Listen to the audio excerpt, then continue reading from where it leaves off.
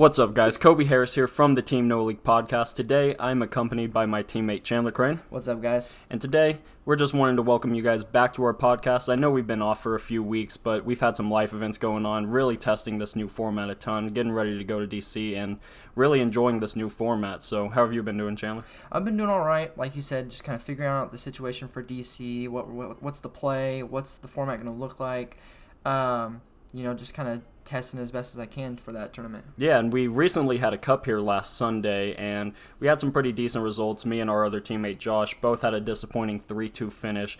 I was 3-1, and I had a win-in game against Malamar, and unfortunately I just couldn't pull it out in the end. But Chandler here managed to make a top 4 and actually take down the event. So you want to go over the deck you were playing and how the tournament went for you? Yeah, absolutely. I played Peak Rom. And it was just a pretty standard Peak Rom list, nothing too special, no saucy techs or anything like that. And all of my matchups were pretty fair. I played, I ended up being able to tie against my two bad matchups, which was Zap Buzz and Zap Beasts. So luckily I was able to kind of divert away from that and take the tie. All three of my other matchups were pretty standard. I believe I played a Peak Rom, a Blounds, and a Zoroark. No, sorry, it was, Peak Rom, Blounds, and Zoroark. And then in top 4, I was able to play against Malamar. Both my top 4 game and my finals game that my opponent just kind of dead drew. So I don't want to blame it just on strictly, them dead drawing for me to get the win, but that really helped the situation and kind of made it an easygoing tournament for myself. Yeah, and this is kind of been one of our most difficult cups that we've had here in Wichita. The local players that came out all played pretty good. We all know the format pretty well, so everybody knows their deck and knows the meta, but Picarom's just stayed as a very safe and strong choice to kind of counter everything, and you really have decent matchups against the board. Definitely, and that's why I kind of picked it. It's going to stay a consistent deck. It's going to stay a powerful deck, and even going into the new format, I think it'll do the same. It'll stay a consistent, powerful deck, and have good matchups really all across the board. Yeah, and even the cup was a top 4 cut, which me and Chandler both are not a fan of. We prefer the top 8 cuts with 6 rounds as opposed to 5 rounds in a top 4. It just kind of makes it a little bit harder to squeak into those top 4s, but he was able to do it and get it done, so congrats, man. Thank you. We want to move on until what we think is pretty decent in the Unbroken Bonds format still. Since we are still playing in it, we still have cups and challenges and kind of getting points towards the new season in this format still. Yeah, I think Pikarom and Reshizard are kind of the go-to decks right now. I know the people that have been playing Pikarom since the team-up format have kind of stuck with it, and it's proved to be a really strong deck, so it's something I definitely encourage playing into this format. I've been playing Zapdos a lot. I've really enjoyed the deck. You have to really manage your resources and play pretty skillfully, which I enjoy, but I've kind of been leaning towards more of something that can just take a big one-shot, as Zapdos really doesn't get the damage that I want it to get at the moment. So I'm either going to transition away from the Zapdos Buzzwole variant that I've been playing for a while into Zapdos Beasts, or just kind of move on to a new deck, maybe Pikarom, Reshizard, or Zoroark, going into the challenges and cups remaining in this format. Yeah, and that's something that Kobe and I had talked about a little bit was, when does he want to transition from Zap Buzz to Zap Beast? If he does want to transition, if he just feels like his Zoroark and Pikarom matchups are more favorable with Zapdos Buzzwole. But that's just his own decision, and I think he's probably thinking about Zap Beast, like he's saying, maybe when he makes the change. Yeah, overall the format's been decent. My only complaint about it would be is it really didn't change too much from the team-up format. You kind of just add Reshizard in there, and everything's pretty much the same. So it's kind of made it go stale a little bit faster than a different format would have. If we had released different archetypes or different cards for current archetypes, that would help it out quite a bit, but instead it's just Zoroark, Reshizard, Zapdos, and Pikarom up there, with the only new inclusion being Reshizard into the Tier 1 decks. Exactly. And like you were just saying, I think these cups and these challenges, they feel a little stale. So I think that's why a lot of players, I think the Malamar player I played against was pretty much just playing Malamar so he could get a feel of it before going into rotation, which I think some people might be doing. They might be kind of putting together a more post-rotation list for cups and challenges to give it a test in really any competitive format. Yeah, and that's the thing. It seems to have gotten stale, not only because it's kind of the same format as the team-up one, but because we do have this nice fresh post-rotation meta looking us straight in the face that everybody's wanting to test a lot. It's been a lot of fun for us so far, so it's kind of just making me not want to play the Unbroken Bonds format. Not that it's bad, it's just gotten pretty stale pretty fast for me. Right, and like you said, the new set list is looking at us right in the face. I mean, we have our pre-release tomorrow, and we have in August, rotation happens and Worlds happens, so really not much reason to play the Unbroken Bonds format outside of these Yeah. cups and challenges. And I really wish that the legality date of Unified Minds would be a couple weeks before Worlds and the Washington Open. That way we could just get a little bit of a sample size, get to test out some ideas and some actual competitive play before Worlds and the Washington Open. Definitely. Yeah, I think like what you said right now, outside of challenges and cups, it's just testing, heavily for this format, and we're trying to make a good finish out the DC Open, and we're just making sure we go with the best possible deck for our play style and what we think will, like I said, be the meta in this new format. Yeah, it kind of gives you a little bit of a confliction there, because you want to test for DC and you want to do well there, but you still have these cups and challenges that are in the Unbroken Bonds format that you just have to play out and grind out your points so you can get an early head start on the 2020 season. So I'm ready for the Unified Minds format and can't wait for DC so I can start actually playing these cards in some real competition. Definitely. And I think the most convenient thing about it still being the Unbroken Bonds format and getting points towards the 2020 season is you already know the format. So it's not like going into a new season, you're playing Unified Minds, and you go to a cup that you have no idea what the meta is, or you have a good idea, but you don't know really what's going to show up the first event of the year for Unified Minds. So that's kind of the only really redeeming feature of Unbroken Bond still, is that the format and it's easy to get points going into the 2020 season, which is the conveniency that I had for me the last cup. Yeah, you can really make some safe, strong deck choices that you know will perform well, as opposed to the Unified Minds format where everybody's just kind of testing, but there's not actually been any competitive play, so it's just what this testing circle thinks versus what this testing circle thinks. So it's a lot of he said, she said. You have your own testing circle and you've been testing there, and you know what you think is good, but the results aren't really being spread around enough to have a really informed, perfect decision. Well, and I think maybe not the bad thing about content creators and stuff like that, but you just get pounded as soon as you get the set list of Unified Minds. It's just pounded with that deck list idea, and it's like so much, and it's like what are really going to be the 4 or 5 decks that are really the meta. You got hit probably like immediately when we found out the set list with 8, 9, 10 lists, however many, Yeah. How many of those are really going to, stick into the new metas? And that's what you have to go into your first tournament in this new format thinking. Yeah, and exactly. And with even content creators and even things like Facebook groups where anybody can just post lists from this new format, and you can start taking ideas from that, but you don't know what's a good source to take ideas from and what's not. So you really have to do your own testing, construct the decks yourself, and try to play against as many things as possible. That's something that we've been trying to cover as much, just getting a lot of testing in against every variant of every deck. We haven't really had a lot of time to play against Blounds, but I'm sure we'll be getting into that more as we get into Washington, D.C. Yeah. But other than that, we've played against Malamar, we've played against Reshi, Pikarom, even some of the new archetypes we have been testing a lot. So I'm really excited about this, and I think we have a good amount of testing going on that we could probably make a decent result in D.C. Absolutely. And I think, talking about testing for DC, something I am testing heavily, since I'm already comfortable with it and I played it in the last format, is Pikarom. It hardly loses much of anything. Coco, I think, is the biggest impact card that we're losing in that deck.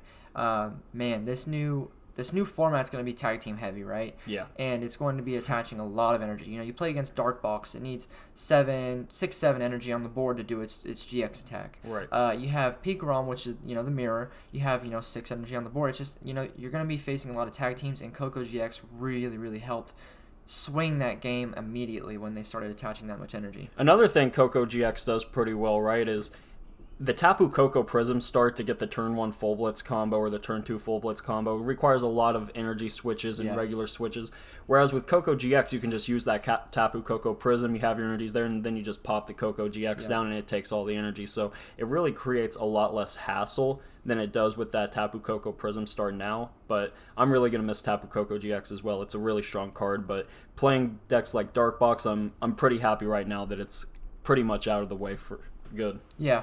And, the matchup with Pikarom, since we're talking about Pikarom and Dark Box, is it's pretty even.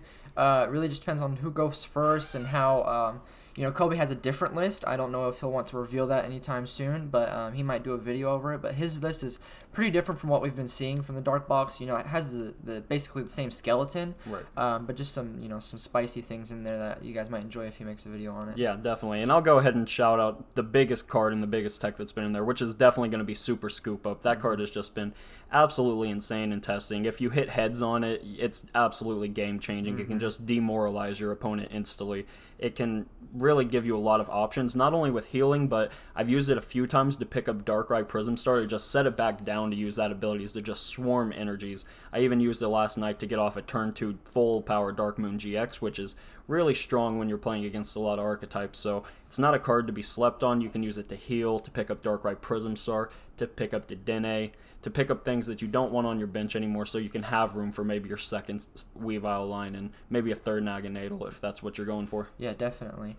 And like you were saying, that Scoop Up, is really, really impactful. I've played it against it a bunch with Pikarom, and hitting using Pikarom to hit anywhere from 200 damage and give or take that that number, and then just being able to super scoop up that tag team, it's devastating, really.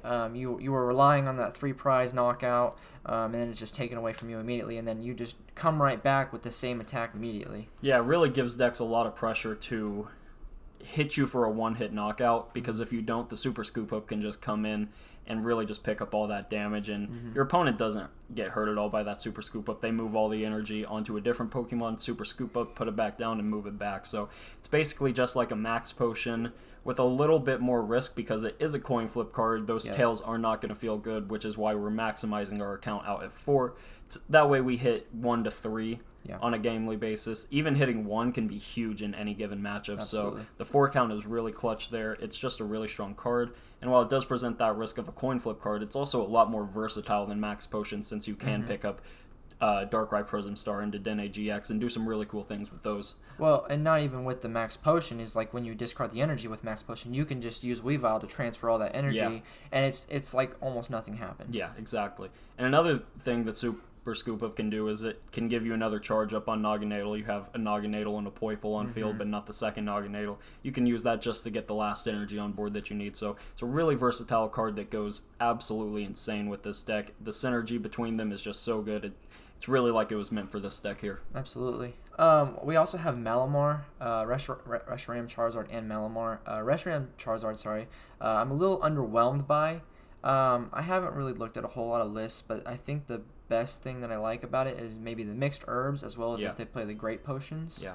I don't know if they'll play those simultaneously together, but I think that would probably be a good idea. It might clunk up the deck a little bit, but I don't know if you have any thoughts about Reshiram Charizard. Yeah, I definitely think Reshizard should be playing the 4 mixed herbs and 2 great potions. I think that's Reshizard's biggest strength right now. It does have 270 HP. It plays a greens engine, so it can really take advantage of all these healing cards really well. And I really think that's probably the only way to build the deck right now. Since we lost Choice Band, it's not really taking one-shots on anything unless you get that 6 energy on your Reshizard to do 300 damage. And in order to do that, you're going to have to heal up your Reshizard, so it's not just taking 2 shots there. And so those mixed herbs and the great potions are really important to make sure that you actually have a Reshizard that will survive with energies on it, because it's not going to take those one shots and just run over games like it used to. It's really more of a tempo and kind of a wall deck that you try to heal your big Reshizard with every turn. Yeah, and not only that, in last format you could play Charizard and you can do Welder and attach for the 3 energy turn and use the GX, because it wouldn't be a whole lot of it wasn't a whole lot of risk. You could do a 200 damage on a Zoroark with a Choice Band, or even a Pikarom if you felt like it. But it wasn't as much risk now that we're in a tag team heavy format where you're only going to hit 200 on a tag team, and you may Flare Blitz. They may give you the option to Flare Blitz next turn. Right. But it's really hard to tell, because it's just the damage output is stagnant. Yeah, it's not great. And you used to be able to rely on that Flare Blitz to come in with a Choice Band and even maybe a Kukui and a Shrine of Punishment, so that you can hit up to that 270, 280 mark. But Reshizard just can't do that anymore. It's capped at 230, which is a much bigger deal than I think a lot of people made it out to be early. But testing with the deck, it really misses Choice Band and really misses Kukui. So I think it might struggle a little bit, and I think people are kind of starting to get turned off to the deck, and I don't expect it to be one of the 3 most popular decks going into the tournament. Yeah, I could probably agree with that. Another thing about, I want to talk about its GX move is, you have to, if you want to make this a quick game, or if you even want to make it quick in general, you have to pretty much welder for 3, welder attach 2, attach the 3rd, and then do it again next turn in order to speed up the process of the game if you're really trying to get that GX move off immediately. Because all of these tag team decks are really pretty quick. Dark Box, you're getting the Nogginators, you're using the Darkrai Prism Star, you're getting energy on board quickly. Peak Rom, you still have Full Blitz, it's attaching pretty swiftly with the Full Blitz attack, and it's just, it needs to keep up, and I don't know if Reshizard can really get that double welder turn every time. And one of the big things Reshizard had was you could welder turn 1 and attach that energy, and then you could just use your GX move whenever, because it was a 3 energy move that you could use on turn 1 as opposed to Flare Strike, which is a 4 energy move that you can't use until turn 2. So you could just go ahead and keep putting on a ton of pressure with that GX attack and then just go right into Flare Strikes, outrages. But you can't do that anymore because you need to save that GX attack for one big knockout, because you definitely need to take big knockouts in this format against all these tag teams. Right. Moving on, we have Malamar. He was talking about big knockouts. Malamar, it has, the Giratina Garchomp, right?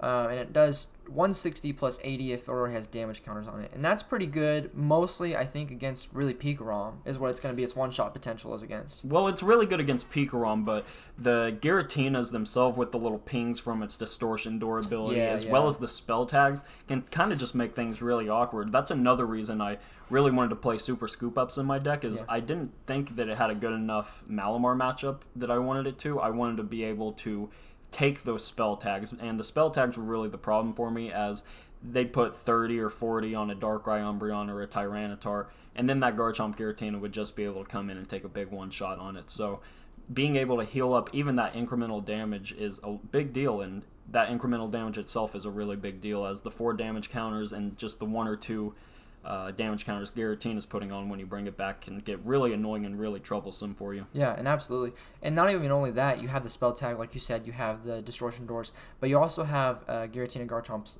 first attack, if you need an early game, is putting 40 anywhere. And that's pretty big too, and that'll, after that, you'll one-shot mostly everything with its second attack doing the 240. Yeah, it's definitely like the best turn 1 attack that Malamar's ever had.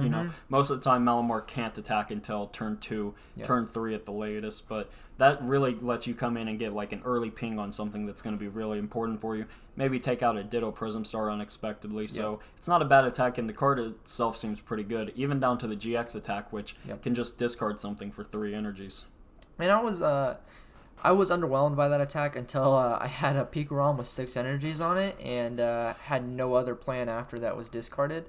So I still think it's a little bit of an underwhelming GX attack, but in certain situations, like in my Pikarom situation, it's really, really clutch. It's not the best attack, but when it does get good use, it gets great use. Yes. It's a really great attack in the times that it's really great, and it can really throw off your opponent's momentum and tempo a lot. Yeah, and I think as far as Malamar builds go, Giratina Garchomp is probably the only viable partner with Malamar now. You can't really do much of Ultra Necrozma Malamar or any other partner that it had in the past. Right. So I think it's just gonna that's gonna be the reigning Malamar partner, and Yeah, I think Psychic Malamar could also see a little bit of resurgence. My question really would be, what's its main attacker? It used to have Necrozma GX that could just come and blow something up, but that's gone now, so I'm not really sure what it has that could do a ton of damage. Giratina's a really strong attacker. Maybe you want to play a spell tag shrine version of that. That seems incredibly annoying, so that could get you some wins in DC, and I'm really not totally against that strategy, as you really are playing a ton of damage counters with those shrines, the spell tags, the Giratinas themselves, and in the tag team heavy format, that seems pretty decent to me. Yeah, absolutely. We now have Dark Box, which is coming pretty much out in this new set. Very interesting concept, very interesting idea. This is the deck that Kobe has been testing the most for DC and post-rotation in general. So we'll have him talk a little bit about that. Yeah.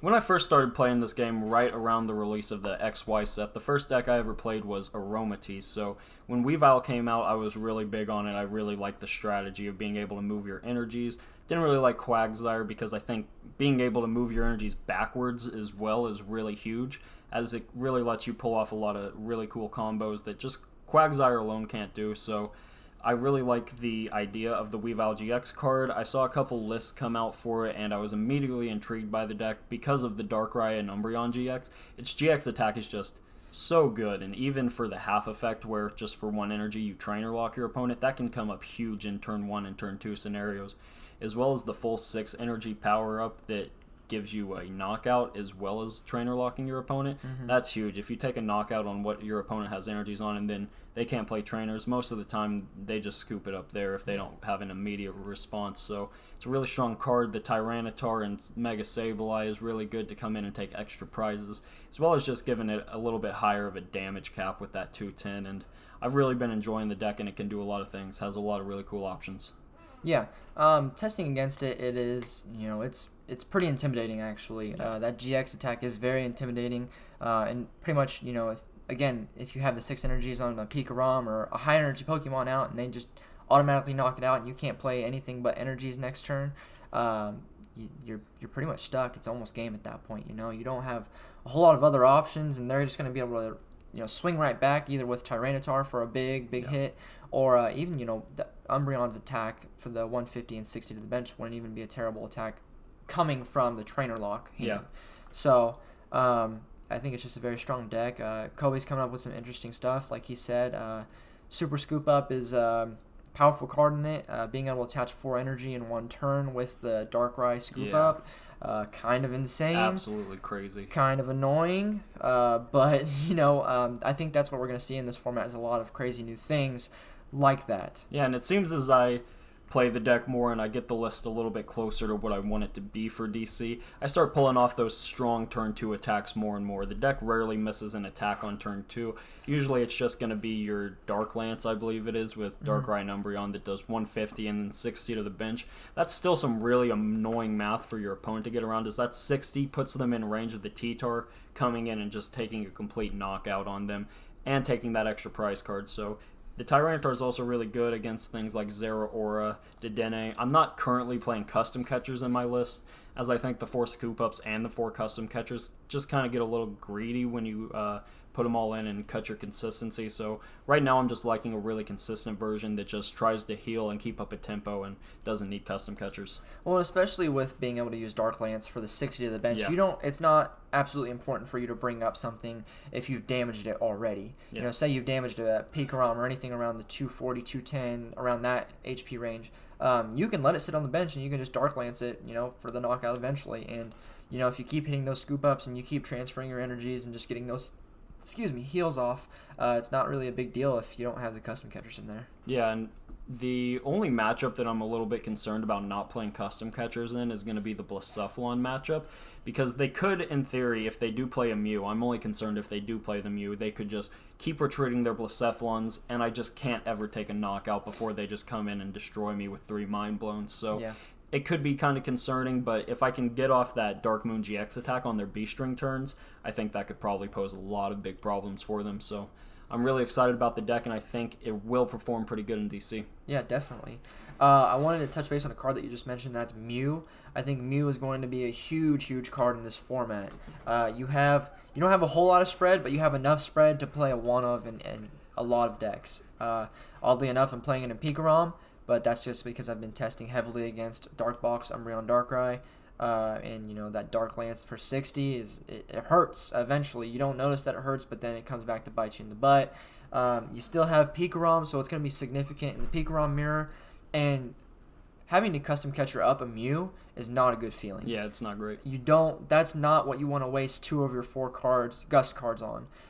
So it's more than likely going to sit on the bench most of the game, unless someone just gets really greedy and really wants to get their full Tag Bolt GX off, or their Dark Lances off, which are important to both of those decks, as well as even what we're about to talk about now in Beast Box, being able to spread that 170, you can only do it to the active. So Mew, I think, is going to be a huge card in this format, and I do recommend everybody look to put one in their list depending on what it is. Even that attack that Mew has can be pretty decent in some niche situations. Mm-hmm. For example, I was playing in the Cup on Sunday, and I was playing against a Baby Blacephalon deck that had a Buzzwole tech with the Sledgehammer, kind of just trying to get it off with the Beast Energy, but my opponent had set up that Buzzwole with the Beast Energy, and I hadn't taken any prizes at this point, so what I did is I just used Thunderous Assault to hit 3 of the Baby Blacephalons for 110. Then the Mew came in pretty clutch and put 3 damage counters on all of them to bring me down to 3 prizes, skip the Sledgehammer turn, and in progress, kill all of his Baby Blacephalons while not activating Wishful Baton. So the Mew can be really good in a lot of situations, and even in games or decks that you don't think you'll use it, you can get some pretty cool use out of it. Yeah, definitely. I think that's what I was talking to Kobe about the other day, is like, how can I make my math with Pikarom and the Electro Powers and all of its attacks work in order to set up, a cheeky Mew play where you just take the game with a Mew play somehow. And that's something I need to sit down and take more into thought about, the combo that I need to set up for every situation. Yeah, and that's the thing. You can really just sit down with your deck, think about what numbers you'll hit on a turn-by-turn basis. With Zapdos, you're going to be hitting 80, 110, 120, or 140. Unless you're using Coco GX or throwing out 4 Electro Powers at a time, those are the numbers you're going to be hitting. So you can really do that to kind of add your math up, know what you're going to hit, and know what numbers those Mews will get for you. Yeah, definitely. Moving on, we do have Beast Box. Upon figuring out what the set list was going to look like, we saw Naganadel, and we thought that was a huge card. It's pretty much just a Zoroark. You just have to trade away Ultra Beasts, and you get 3 cards. Right. Which is, insane. Zoroark's always been good. It's just a little more cheeky Zoroark card, I guess you could say. And a little more gimmicky. Yeah, a little more gimmicky. And, we really had high hopes for it upon figuring out the list or the set of Unified Minds, but probably leaning more towards our comfortable decks. I think Kobe found his comfort deck with Dark Box, and I found my comfort deck with Pikarom. And just kind of straying outside 2 Beast Box, it's a little probably out of our range right now. Yeah, Beast Box, we tested it quite a bit. It wasn't bad. Mew was a big problem for it. The list was kind of clunky. It took a lot of space. You needed to play a Brock's great. That way you could get all your attackers off. Its power level was a little low, but the deck was fine. You can win games with it if you play really smart and really skillfully. Yeah. It's got a lot of cool things that it can do, and really just figuring out what you're going to do in the early turns, really when your opponent's at prizes 6 and 5, is kind of troublesome, a little bit tough, and I think the deck is kind of just underwhelming. I might consider playing it, but it would take a lot for me to get off of Dark Box at this moment, so it's kind of just something that I put down, but I could definitely see somebody having success with it. Definitely, and I think our Beast Box list that we came up with was pretty significantly different than a lot of other content creators and people that we see on Facebook groups making their Beast Box list into. It is probably a little underwhelming, and pretty much it's something that if we wanted to play it in the near future, we'd have to set aside time from testing for DC, which is fine, and that's just not something we're really into right now. So it's not to say that it doesn't become something, but it's just something that we're not going to put the time into ourselves, especially since we're soon to be going into DC, and we really need to test heavily for that. We have put quite a bit of time into the list, so that may be something that I drop anyways, just because it's a little bit different than some of the other Beast Box lists. It's not something I'm planning on playing, so it's something I'll put out there so that some people can see some different options on how to play it. And I do think the list that we came up for it is pretty good and has a lot of good options, and definitely better than whatever that Porygon Z list is out there. Yeah, I think the list just needs a little bit more fine-tuning, and I think we have a pretty good Beast Box list. But kind of going from there, we do have Mew Box. We do have a buddy of ours that we play with pretty consistently, heavily testing Mew Box. It's pretty gimmicky, like we said earlier. It's pretty gimmicky. It's kind of wild in its own way.